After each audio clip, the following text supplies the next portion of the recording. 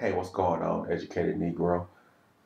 Yeah, I just got off work a little while ago and I just checking out your videos.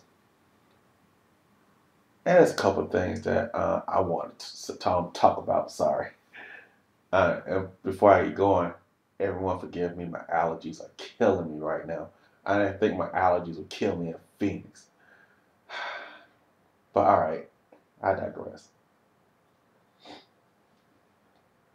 To be perfectly honest, I feel like we wasting our time um, speaking out against these black men for one reason.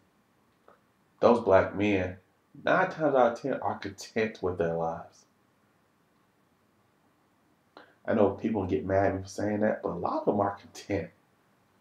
A lot of them are content being having that hood mentality. A lot of them are content with scraping by every week.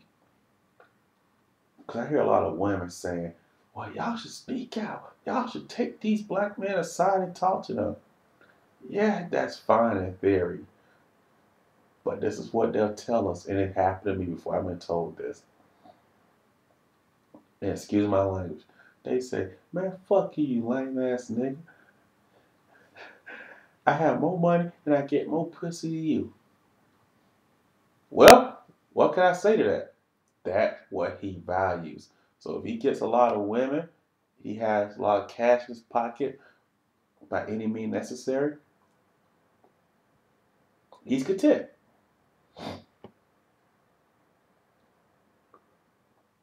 My thing is also, we have to stop trying to save every black person.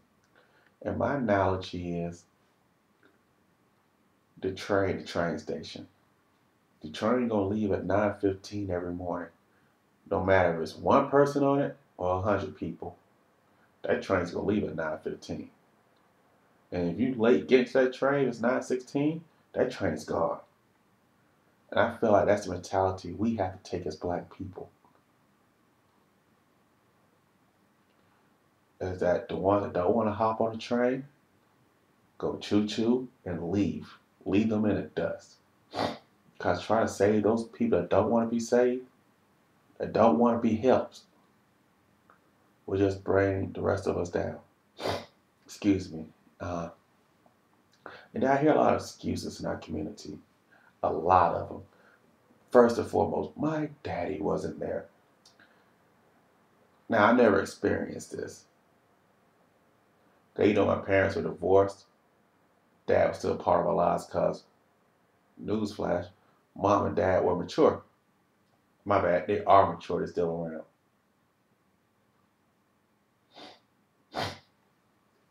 But let's just say a kid is 5 and he's acting out because his dad's not around. That's understandable. But when you're 20, now it's a crutch. You know right from wrong. You know it's illegal to kill people. You know it's illegal to sell dope. You know it's utterly foolish to drop out of high school. The last time I went to Alabama visiting my dad, I watched the news. And in the state of Alabama, 4 out of 10 kids drop out of high school. Yeah, that's 40%.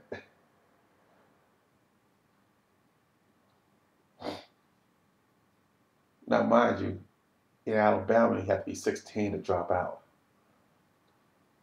So those people dropped out while they were like, let's say, at the most, 2 years from being done. But they do what they want to do, not worry about the repercussions. And a lot of those kids don't get in trouble and say their daddy wasn't around. We all know that it is virtually impossible to earn a great living in this country without an education, unless you become an entrepreneur, play in the NBA, win a lottery.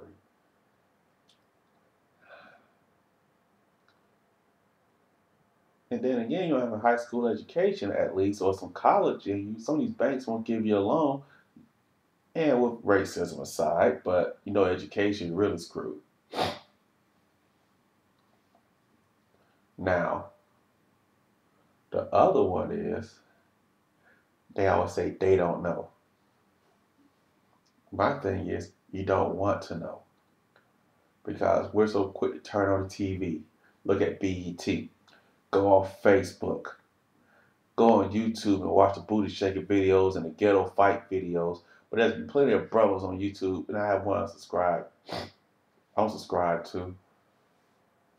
Uh, I forgot his name. I'm sorry, so I'm not gonna butcher his name, but he always talk about business ideas. Now also the black talk about business ideas and money. A lot of guys, a lot of brothers do. A lot of brothers I listen to. So the information's out there. And a better example is, go to the local grocery store and you go to that magazine rack. Yeah, that young brother gonna be looking at that King magazine, that Smooth, that XXX swimsuit edition, Black Men magazine. But how about you go to your left? Cause they always put them in alphabetical order. And look at Black Enterprise magazine. It talks about black people who own businesses, invested, building generational wealth. And we're not talking about ball players or rappers.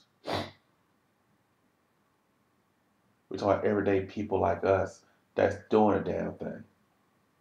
No excuse. Some of those people grew up without fathers, but they still did the damn thing. So, black men, you gotta save the excuses.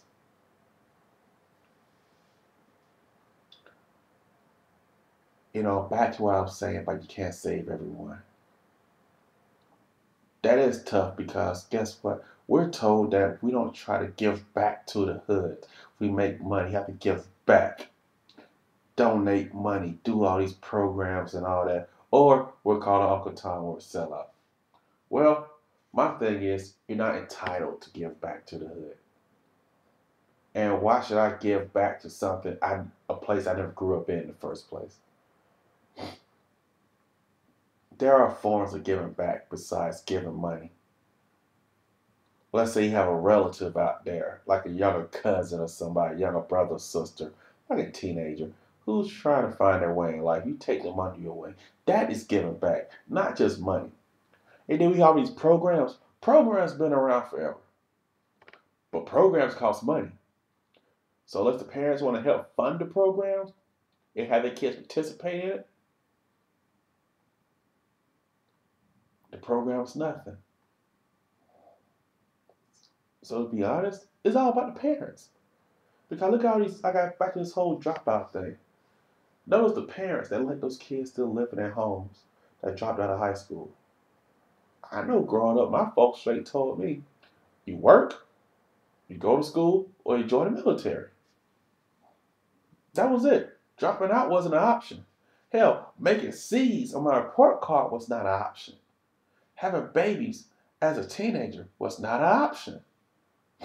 But our black people, we live in a society now saying, you can't judge me, I can do what I want to do. But the thing is, we don't look at the future. The decisions we make today can and will affect our future. We have a lot of power.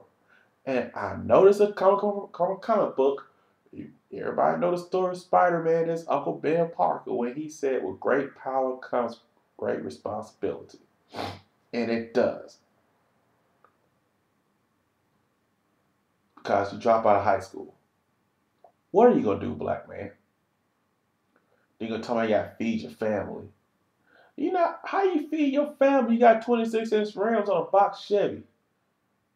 How you feed your family if you got more Jordans than I do and I'm working an honest living? Tell me that. It was about feeding your family.